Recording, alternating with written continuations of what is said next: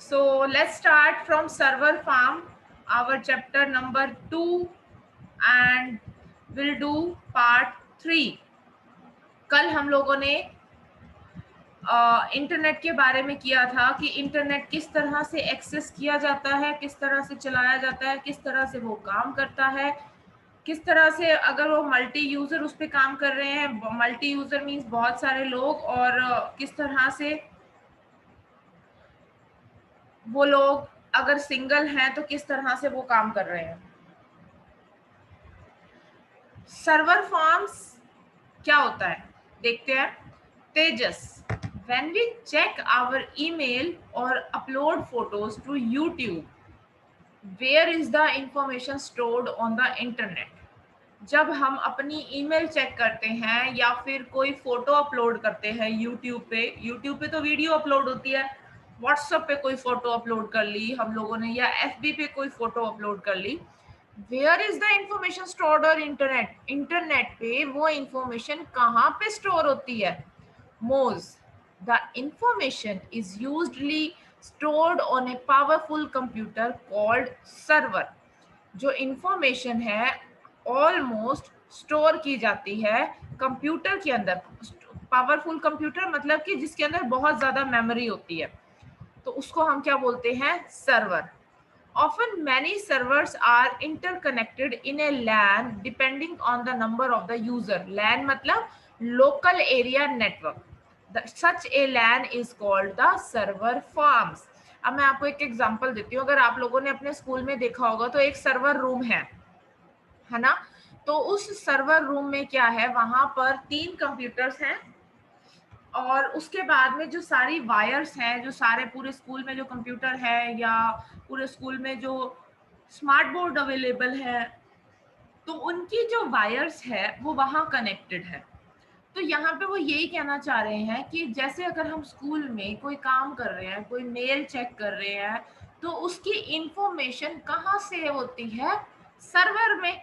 अब वो सर्वर जो है वो लैन के साथ में कनेक्टेड होता है। लैन मतलब लोकल एरिया नेटवर्क। जैसे हम लोग स्कूल की बात करें तो वो लोकल एरिया नेटवर्क है, कि मतलब कि आसपास के एरिया में थोड़ी सी दूरी पे ही वो कनेक्ट हो जाता है। तो स्कूल में ही वो कनेक्ट होगा, बाहर जाके तो वो कनेक्ट नहीं होगा। अगर कोई तीसरा बंदा बाहर, स्कूल के बाहर या सामने वाले स्कूल में जाकर के कोई इंफॉर्मेशन को शेयर करता है, तो वो इंफॉर्मेशन हमारे सर्वर में तो सेव नहीं होगी ना।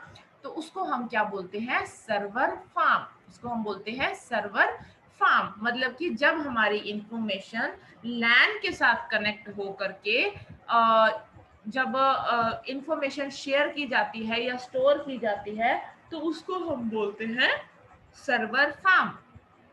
आगे है मोज, the computer you use to access internet application is called a client computer.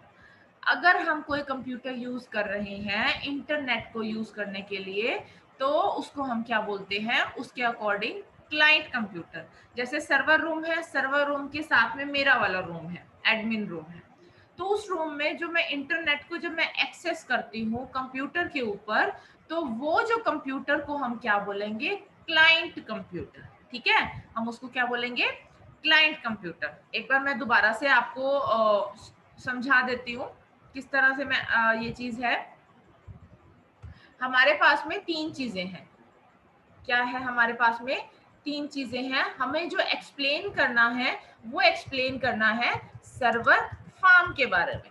तो सर्वर फार्म को हम 2 पार्ट्स में डिवाइड कर देंगे, server plus farm.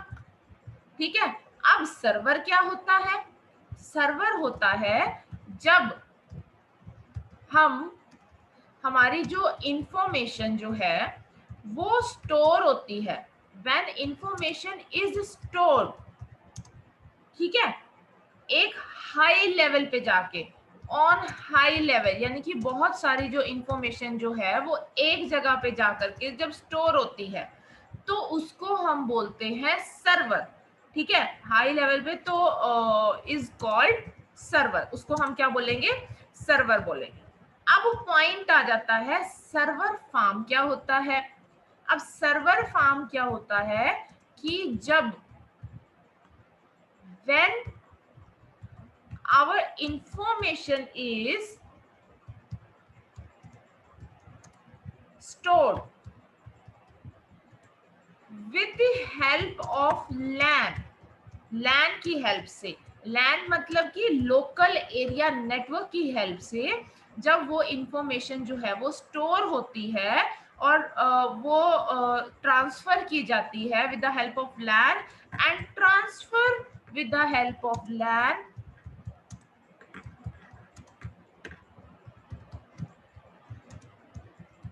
Is called server farm. ठीक है, इसके बाद आता है क्लाइंट कंप्यूटर। क्लाइंट कंप्यूटर मतलब कि जो जिस चीज को यूजर, जिस चीज के ऊपर कोई यूजर जो है वो काम कर सकता है। तो क्लाइंट कंप्यूटर मतलब कि व्हेन वी डू, कोई जरूरी नहीं है कि आप ऐसे लिख दो कि when we access internet application. आप नॉर्मली ये भी लिख सकते हो कि when we do work on any computer, या when we do work on any computer, या when we access any application on the computer, so that is called client computer।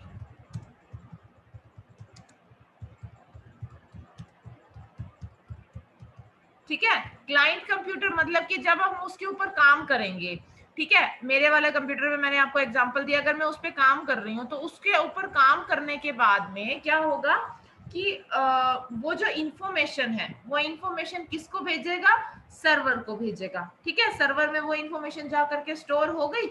उसके बाद में अगर मेरे को उस वाले लैपटॉप से अगर अपनी उस वाले कंप्यूटर से अगर अपनी इंफॉर्मेशन पे मेल जो है वो ट्रांसफर करनी है, मान लो मैंने मेल जो है वो 7th क्लास में ट्रांसफर करनी है या 8th क्लास में ट्रांसफर करनी है या सुमन मैम को ट्रांसफर करनी है, तो वो किसकी हेल्प से ट्रांसफर होएगा, लैन की हेल्प से, लोकल एरिया नेटवर्क की हेल्प से। वो स्कूल में ट्रांसफर हो गया, अब मैंने कहीं बाहर करना है तो जो नेटवर्क है वो तो हमारे स्कूल में ही अवेलेबल है ना, जो नेटवर्क हमारे पास में अवेलेबल है वो हमारे पास में हमारे स्कूल में भी अवेलेबल, स्कूल में ही अवेलेबल है। ठीक है, तो अभी हम आगे करते हैं रीडिंग।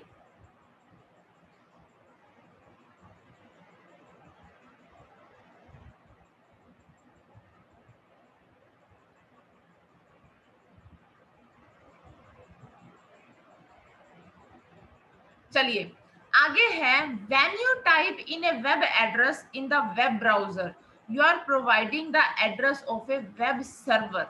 जब आप when you type in a web address in the web browser, जैसे कि जब हम गूगल क्रोम मैंने ओपन किया तो गूगल क्रोम में जब हम क्या कर रहे हैं, एड्रेस डाल रहे हैं। ठीक है, जब हम एड्रेस डाल रहे हैं, मैं दोबारा से स्क्रीन शेयर कर रही हूँ आपके साथ में, कैसे एड्रेस डाल रहे हैं ये देखिए। सी, ये जो एरिया है जहां पे ये कर्सर है इसको हम बोलते हैं वेब ब्राउजर, जहां पे हमारी वेबसाइट जो है वो ब्राउज की जाती है, उसको एक्सेस किया जाता है, उसके बारे में इंफॉर्मेशन। और यहाँ पे जब हम एड्रेस डालते हैं google.com या कुछ भी gmail.com या whatsapp.com, तो इसको हम बोलते हैं वेब एड्रेस। ठीक है, इसको हम बोलेंगे वेब एड्रेस। तो और जो जिसके अंदर हम इंसर्ट करा रहे हैं उसको हम बोलेंगे वेब ब्राउजर। ठीक है, तो यही चीज है, क्या है, when you type in a web address in the web browser you are providing the address of a web server। जब आप वेब ब्राउजर में वेब एड्रेस डालते हो तो आप अपना जो एड्रेस जो है वो आप जो अपना एड्रेस को किसको प्रोवाइड करवा रहे हो, वेब सर्वर को प्रोवाइड करवा रहे हो। The web browser on the clients send a query to the web server asking for the web page that you want. The server process the request and send the page that you requested.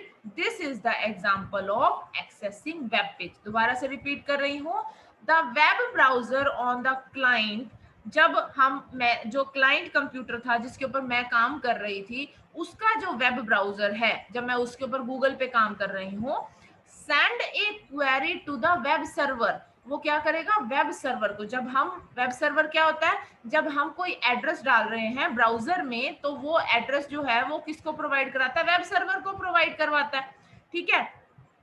तो वो क्या करेगा, web server क्या करेगा, web page के बारे में पता करेगा। जैसे ही मैंने सर्च में डाला कि मुझे गूगल सर्च करना है, तो उसी टाइम पे वो गूगल सर्च करना शुरू कर देगा ना। तो the server process the request, फिर वो सर्वर क्या करेगा, उसकी रिक्वेस्ट को प्रोसेस करेगा and send the response to the page that you requested. जो वो जो मैसेज जो है मतलब कि वो भेज देगा, और जो हमारे को मैंने रिक्वेस्ट करी है कि मुझे ये वाला पेज ओपन करना है, तो वो उस पेज को क्या कर देगा, ओपन कर देगा। ये हमें ऐसा लगता है कि बड़ी जल्दी हो रहा है, लेकिन ये जो प्रोसेस है वो बड़ी जल्दी होता है, लेकिन इसके पीछे जो स्टेप्स हैं वो ये स्टेप है कि जैसे ही मैंने गूगल डाला, गूगल ने क्या जो तो वेब ब्राउजर ने क्या किया, जो मैसेज जो है वो वेब सर्वर को दिया। अब वेब सर्वर ने ये देखा कि वो कौन से पेज की डिमांड कर रहे हैं, तो उन्होंने क्या करा, उस पेज को पढ़ा, देखा, और उन्होंने हमारे सामने वो पेज को दे दिया कि हाँ ये आपका वेब पेज है। देखिए यहाँ पे फिगर नंबर 11 में आपको यहाँ इंफॉर्मेशन दे रखी है। देखिए ये है सर्वर, सर्वर। अब मैंने डाटा को क्या किया, सर्च किया, ठीक है, डाटा सर्च हुआ, फिर डाटा ने वो सर्च करके सर्वर को भेजा, सर्वर ने क्या किया, क्लाइंट भी है यहाँ पे, क्लाइंट ने एक क्वेरी जो है फिर सर्वर को दी, सर्वर ने उस डाटा को फिर सर्च किया, सर्च करने के बाद वो डाटा की इंफॉर्मेशन वापस से सर्वर के पास गई और फिर उसने रिस्पॉन्स दिया क्लाइंट को। सेम प्रोसेस जो मैंने अभी आपको एक्सप्लेन किया। आगे है मोज, give a few more example of what can be stored और एक्सेस फ्रॉम ए सर्वर। मोज कह रहा है हमें कुछ और एग्जांपल दो जिसमें हमें ये पता चल सके कि हम किस चीज को स्टोर कर सकते हैं और एक्सेस कर सकते हैं। Jyoti, we can use server to save and retrieve files. हम सर्वर का इस्तेमाल किस लिए करते हैं, अपनी फाइल्स को सेव करने के लिए, और रिट्राइव मतलब कि अगर हमने किसी फाइल को सेव कर लिया और अगर हमें 2 साल के बाद या 1 साल के बाद वो फाइल वापस से चाहिए, तो रिट्राइव वापस से लेने के लिए। For example photographs Picasa, documents के लिए गूगल डॉक्स एंड वीडियोस के लिए YouTube. Tejas, server have to work without failure since they provide so many important services to a large number of people.